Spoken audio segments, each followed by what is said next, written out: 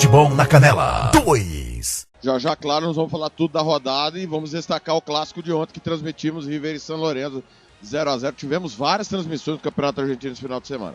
E vamos estar atento a tudo durante o Planeta, porque a qualquer momento pode ter novidade em relação à situação do Miguel Ángel Russo. Nossa equipe está antenada em tudo que está acontecendo lá no bairro de La Boca, no CT do Boca Juniors. Mas vamos lá.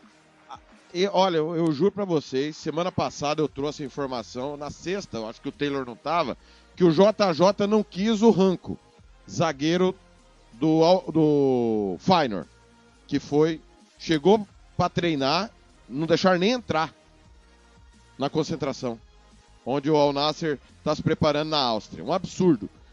A qual motivo? O JJ não quis. Não quis o Ranco, zagueiro, que acabou acertando depois com o Atlético de Madrid. E ele pediu o João Félix. É mole, velho. Não dá pra entender. 30 milhões de euros a negociação envolvendo o João Félix, Thiago Caetano. Que raio que passa na cabeça do JJ? Quer trabalhar com os portugueses, né? Só pode ser isso. Só quer trabalhar com os portugueses. Não, fala mais perto, Caetano. Sumiu sua voz aí. Por favor, Opa, fala mais perto. Tá me ouvindo? Aí, agora sim. Agora sim. Ele só quer trabalhar com os portugueses, né? Só pode ser isso. Cara, não faz. O João Félix é uma enganação assim, absurda. E só jogou em time grande e agora vai para o mundo árabe. Mas ganha muito, com certeza, né? Porque não tinha mais mercado na Europa. E aí ele nega um zagueiro de muita boa de qualidade. E para contratar esse João Félix, pelo amor de Deus, cara. Nossa, tem jogador que dá raiva. O João Félix é um jogador que dá raiva. João Félix que estava até cotado, né? Sondado pelo Flamengo, mas vai para o Al Nassr, que vai tentar retomar a disputa por briga de título lá no futebol saudita. O Taylor, o João Félix é um andarilho da bola com 25 anos, só jogou em time grande da Europa, agora, como o Caetano bem disse, ou ele ia para um time periférico, ou ia para o futebol periférico, né?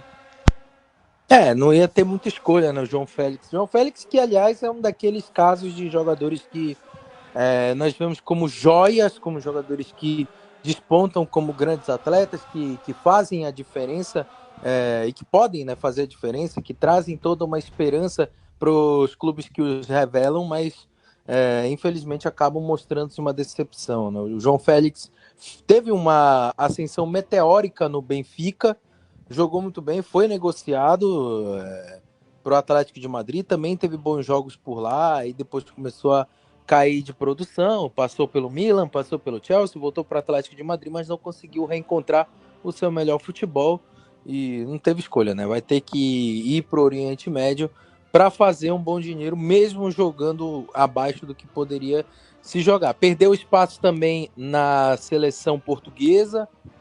Enfim, né, o futuro, infelizmente, acaba sendo... financeiramente vai ser bom para o João Félix e para o Oriente Médio, mas tecnicamente acaba sendo muito ruim essa ida do João Félix para o Oriente Médio, sob o pedido do Jorge Jesus, o TLF. Enfim, né, fica aí esse problema com o João Félix. Eu não queria ser maldoso a esse ponto, mas dá para dizer, né, que é o Alexandre Pato do futebol europeu.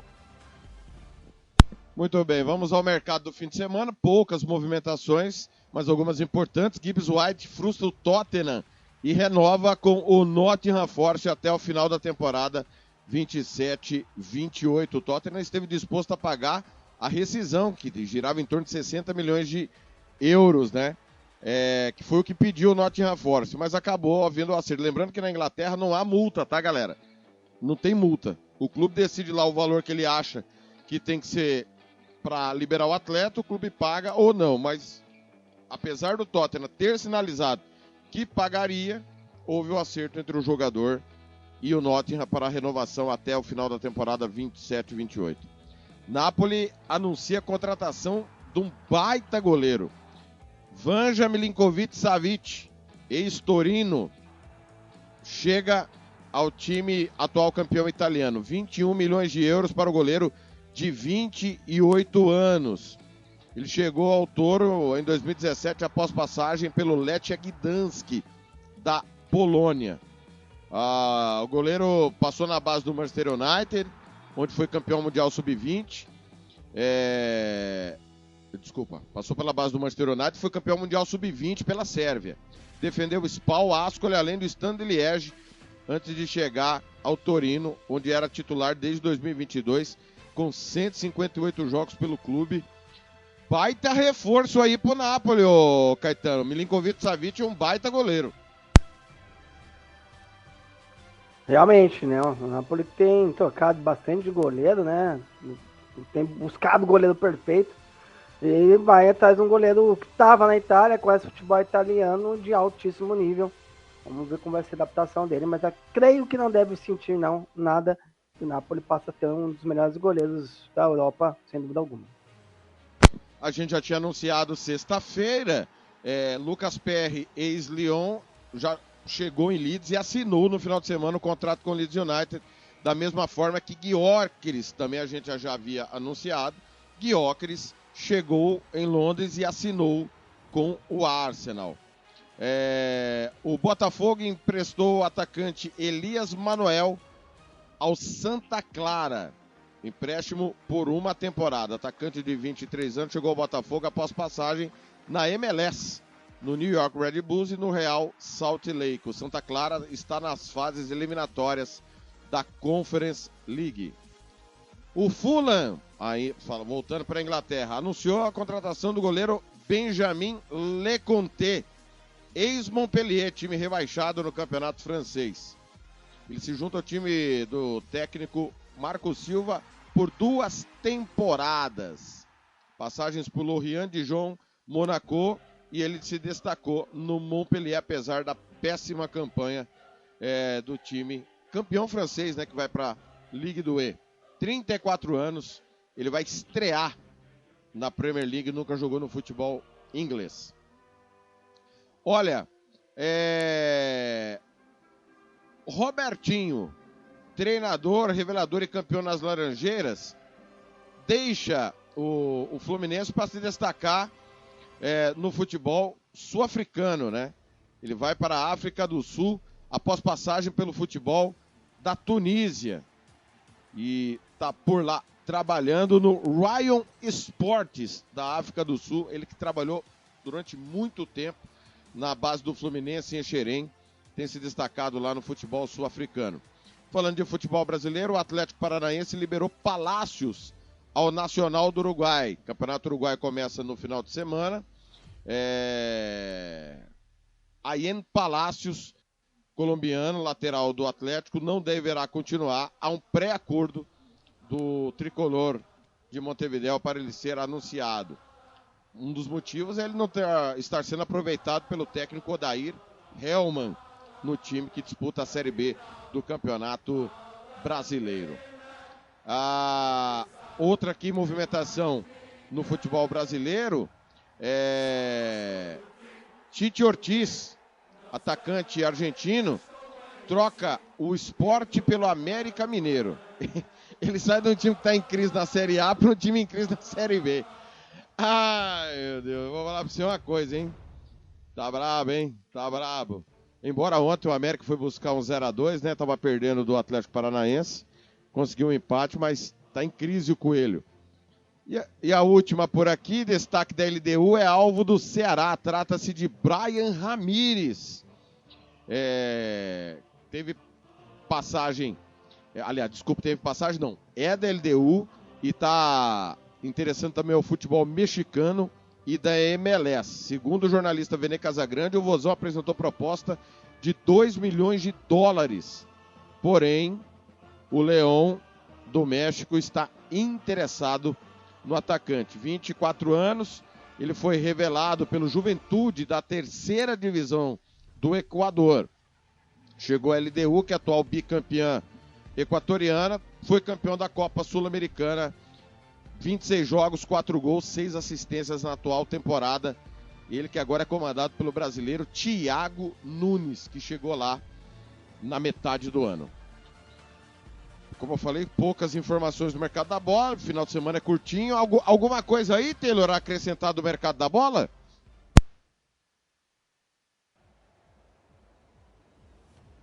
Opa, cadê o Taylor?